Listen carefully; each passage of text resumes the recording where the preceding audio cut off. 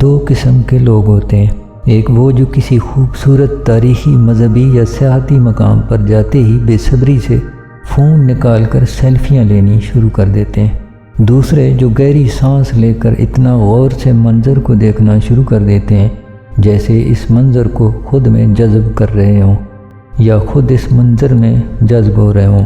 تصور بھی دو قسم کے ہوتے ہیں، ایک فینٹیسی ہے، یعنی جو آپ کے پاس نہ ہو آپ اس کا ایسا خواب دیکھنا شروع کر دیتے ہیں جیسے یہ آپ کے پاس ہے اور آپ لطف اندوز ہو جاتے ہیں۔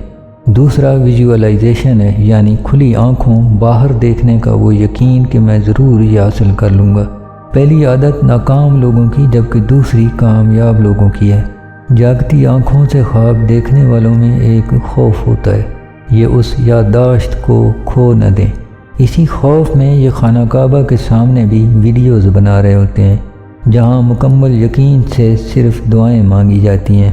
کچھ مقامات سیل فونز کی ویڈیوز اور تصاویر کے لیے نہیں ہوتے، وہاں مکمل یقین سے آنکھیں کھول کر ارتکاز کیا جاتا ہے۔